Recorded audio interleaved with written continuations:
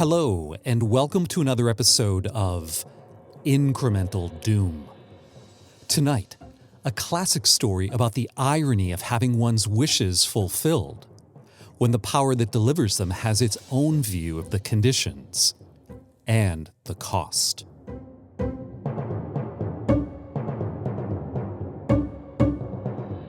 The Monkey's Paw by W. W. Jacobs.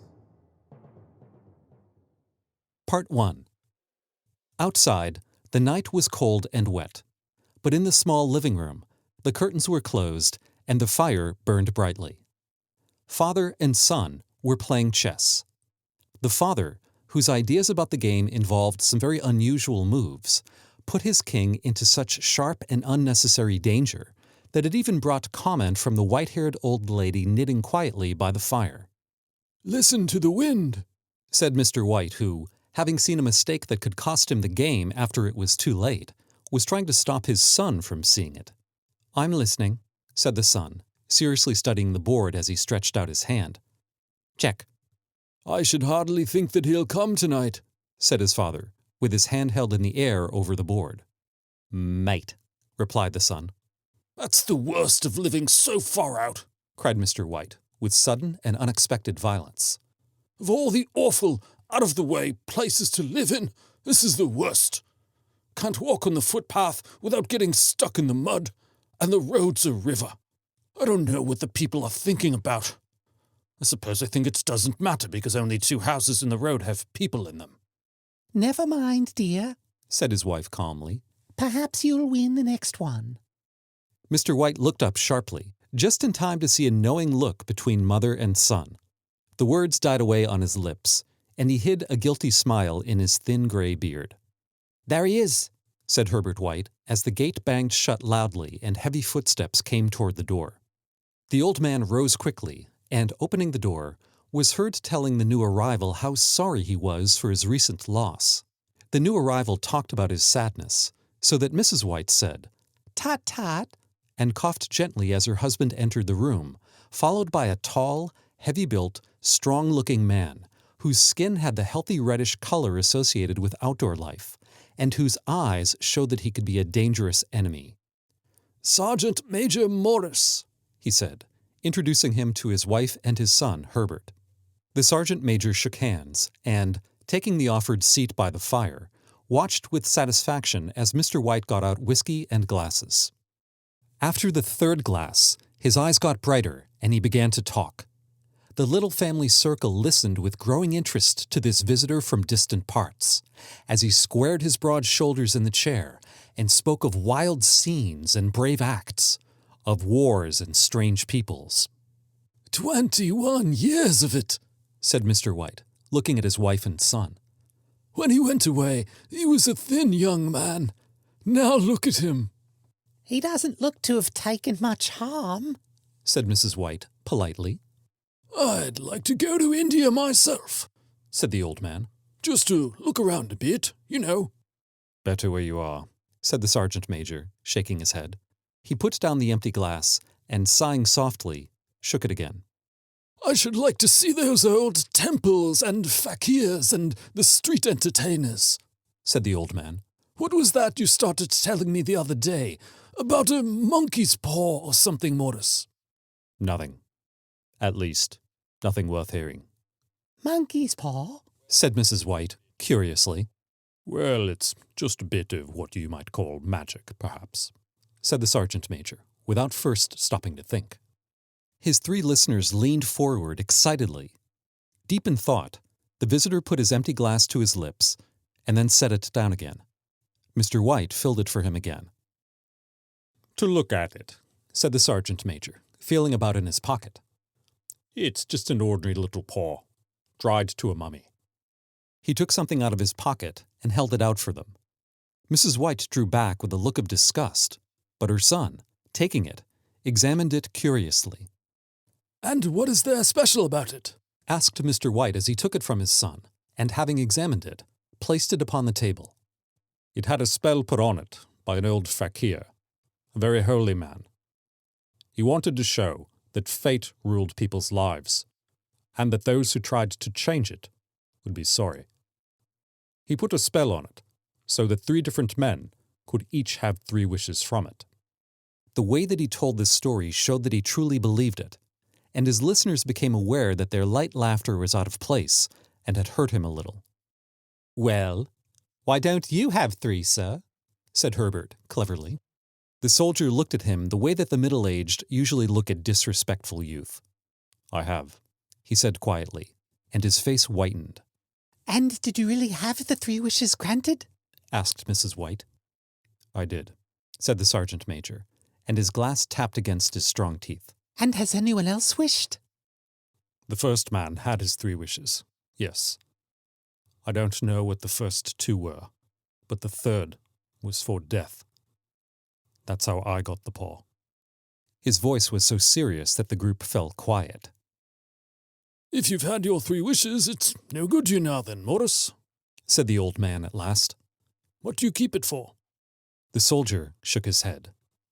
"Fancy, I suppose.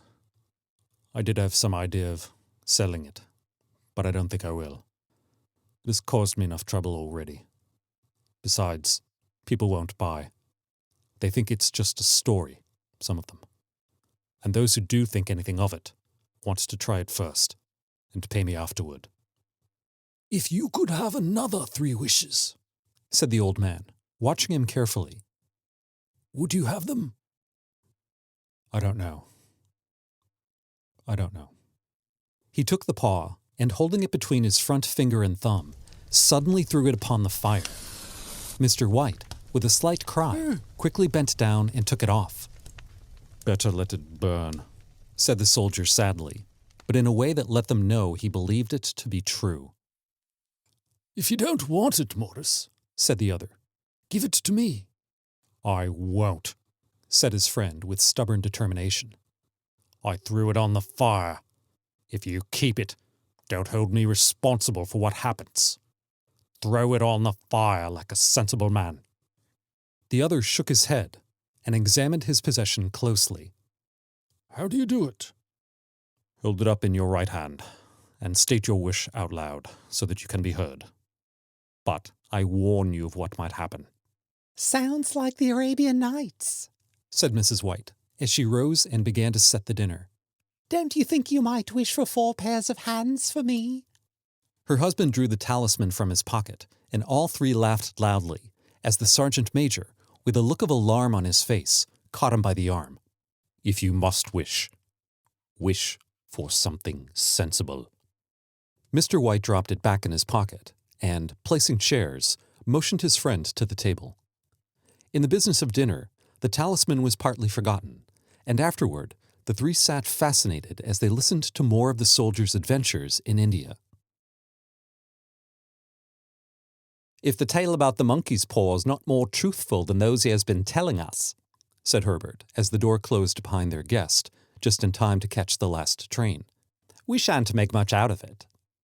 Did you give anything for it, father? asked Mrs. White, watching her husband closely. "A little," said he, coloring slightly. "He didn't want it, but I made him take it, and he pressed me again to throw it away." "Not likely," said Herbert with pretended horror. "Why, we're going to be rich and famous and happy." Smiling, he said, "Wish to be a king, father, to begin with. Then mother can't complain all the time."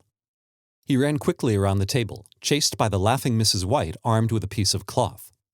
Mr. White took the paw from his pocket and eyed it doubtfully. "I don't know what to wish for, and that's a fact. It seems to me I've got all I want." If you only paid off the house, you'd be quite happy, wouldn't you? said Herbert, with his hand on his shoulder. Well, wish for £200 then. That'll just do it. His father, smiling and with an embarrassed look for his foolishness in believing the soldier's story, held up the talisman. Herbert, with a serious face, spoiled only by a quick smile to his mother, sat down at the piano and struck a few grand chords. "I wish for £200, said the old man clearly. A fine crash from the piano greeted his words, broken by a frightened cry from the old man. His wife and son ran toward him. "It moved," he cried with a look of horror at the object as it lay on the floor. As I wished, it twisted in my hand like a snake. Well, I don't see the money, said his son, as he picked it up and placed it on the table. and I bet I never shall. It must have been your imagination, father, said his wife, regarding him worriedly. Never mind, though. There's no harm done. But it gave me a shock all the same. They sat down by the fire again while the two men finished their pipes. Outside, the wind was higher than ever, and the old man jumped nervously at the sound of a door banging upstairs. An unusual and depressing silence settled on all three, which lasted until the old couple got up to go to bed. I expect you'll find the cash tied up in a big bag in the middle of your bed, said Herbert, as he wished them good night. And something horrible sitting on top of your wardrobe, watching you as you pocket your ill-gotten money. Herbert, who normally had a playful nature and didn't like to take things too seriously, sat alone in the darkness, looking into the dying fire. He saw faces in it, the last so horrible and so monkey-like that he stared at it in amazement. It became so clear that, with a nervous laugh, he felt on the table for a glass containing some water to throw over it. His hand found the monkey's paw, and with a little shake of his body, he wiped his hand on his coat and went up to bed.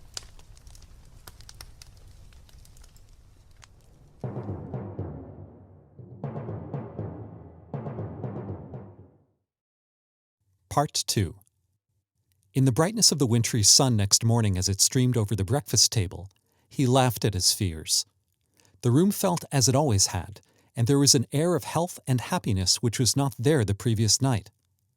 The dirty, dried-up little paw was thrown on the cabinet with a carelessness which indicated no great belief in what good it could do. I suppose all old soldiers are the same, said Mrs. White. The idea of our listening to such nonsense. How could wishes be granted in these days? And if they could, how could £200 hurt you, father?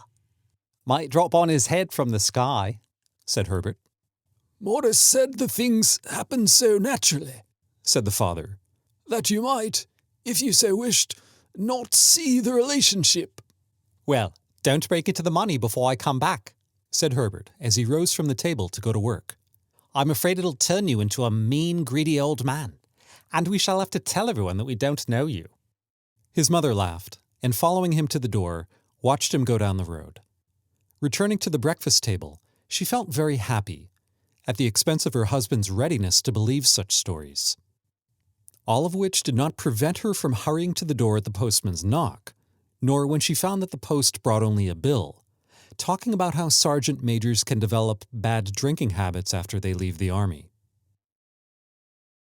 Herbert will have some more of his funny remarks, I expect, when he comes home, she said as they sat at dinner. I know, said Mr. White, pouring himself out some beer. But for all that, that thing moved in my hand. That I'll swear to.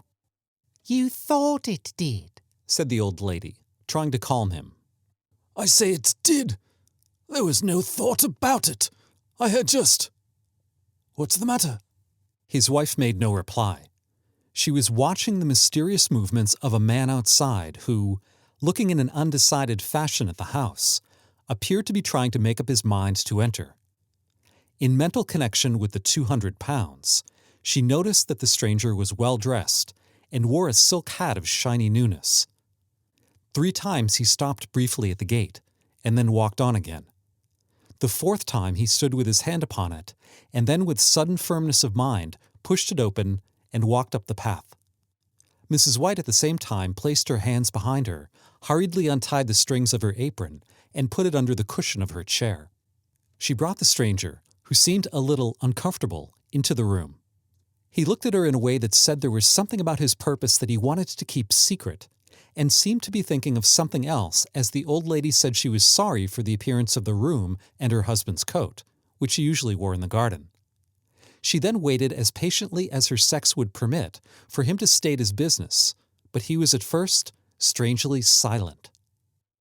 I was asked to call, he said at last, and picked a piece of cotton from his trousers. I come from Moore and Megan's. The old lady jumped suddenly, as in alarm. Is anything the matter? Has anything happened to Herbert? What is it? What is it? Her husband spoke before he could answer. There, mother, He said hurriedly. sit down and don't jump to a conclusion. You've not brought bad news, I'm sure, sir. And eyed the other, expecting that it was bad news, but hoping he was wrong. I'm sorry. Began the visitor. Is he hurt? The visitor lowered and raised his head once, in agreement. Badly hurt. But he is not in any pain. Oh, thank God. Said the old woman, pressing her hands together tightly. Thank God for that. She broke off as the tragic meaning came to her. The man had turned his head slightly so as not to look directly at her, but she saw the awful truth in his face. She caught her breath and, turning to her husband, who did not yet understand the man's meaning, laid her shaking hand on his. There was a long silence. He was caught in the machinery. Caught in the machinery. Repeated Mr. White, too shocked to think clearly. Yes. He sat staring out the window, and taking his wife's hand between his own, pressed it as he used to do when he was trying to win her love in the time before they were married, nearly 40 years before. He was the only one left to us, He said, turning gently to the visitor. It is hard. The other coughed and, rising, walked slowly to the window. The firm wishes me to pass on their great sadness about your loss, He said, without looking round. I ask that you please understand that I am only their servant and simply doing what they told me to do. There was no reply. The old woman's face was white, her eyes staring, and her breath unheard. On the husband's face was a look such as his friend the sergeant major might have carried into his first battle. I was to say that Moore and Megan's accept no responsibility, Continued the other. but although they don't believe they have a legal requirement to make a payment to you for your loss, in view of your son's services, they wish to present you with a certain sum. Mr. White dropped his wife's hand and, rising to his feet, stared with a look of horror at his visitor. His dry lips shaped the words. How much? £200. Without hearing his wife scream, the old man smiled weakly, put out his hands like a blind man, and fell, a senseless mass, to the floor.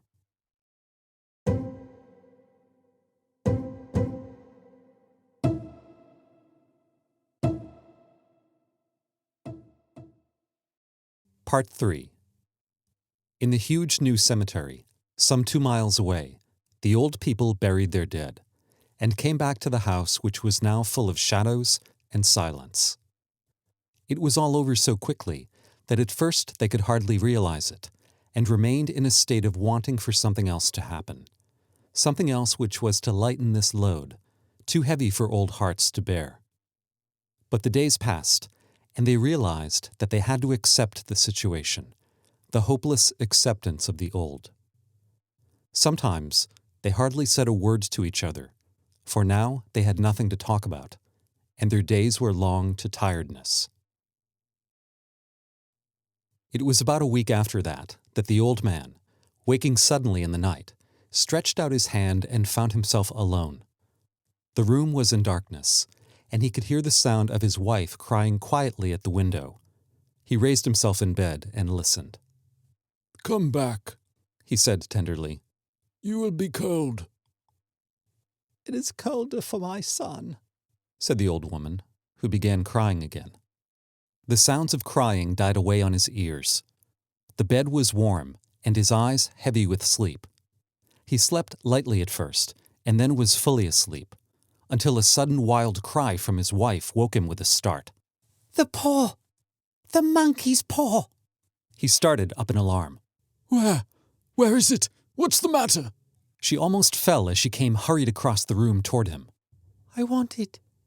You've not destroyed it? It's in the living room, on the shelf above the fireplace.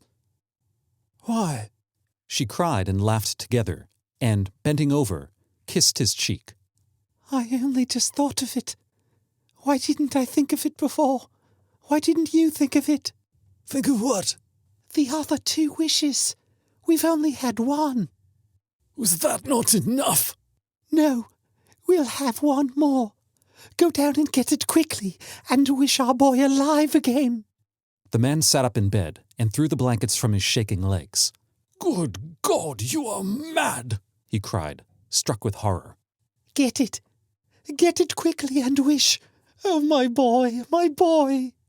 Her husband struck a match and lit the candle. Get back to bed.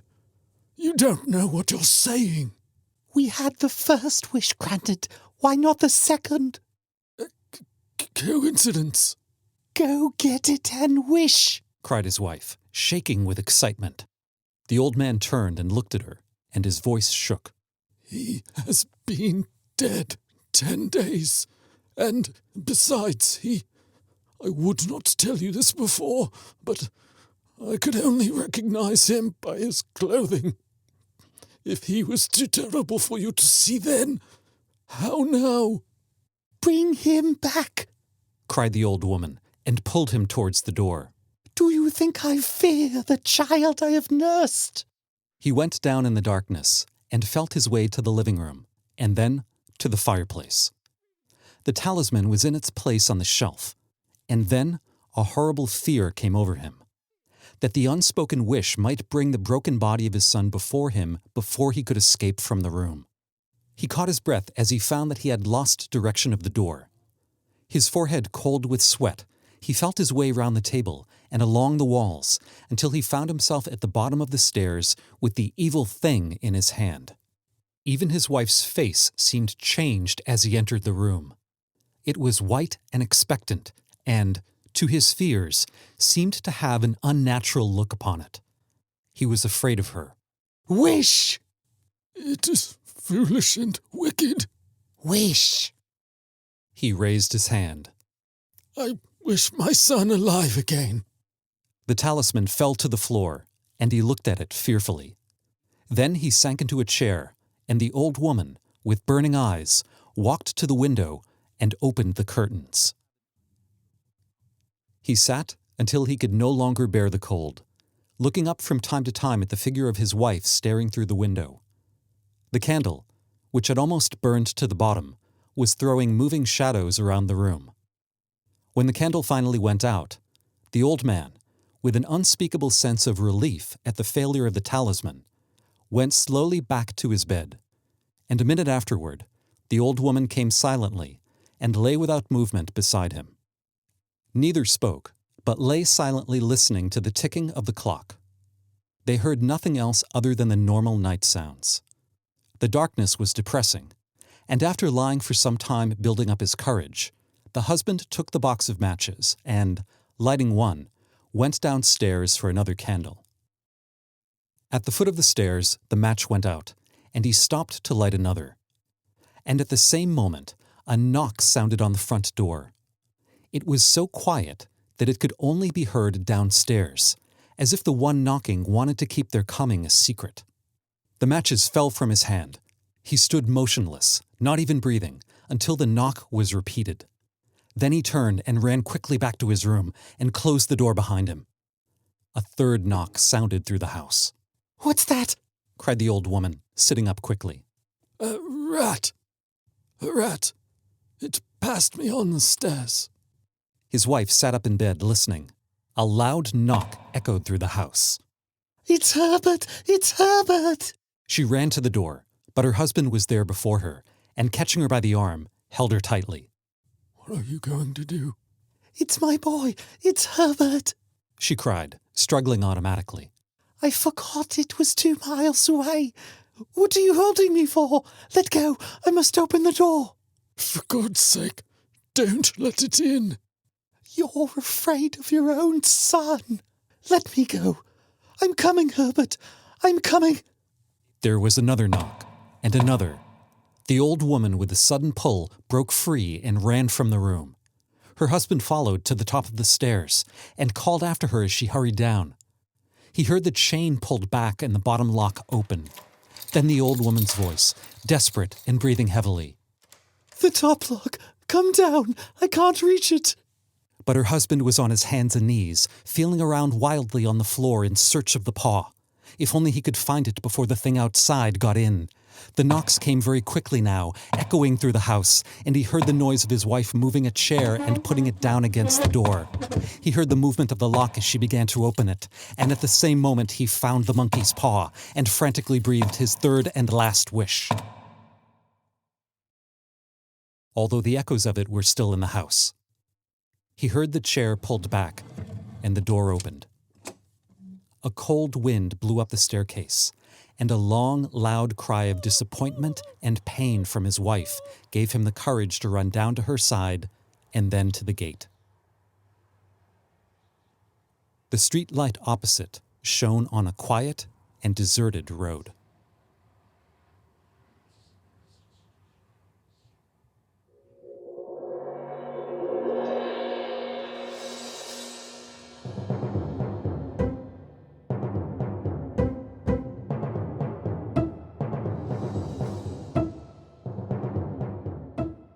For additional tales of literary horror to unsettle you, click the subscribe button below.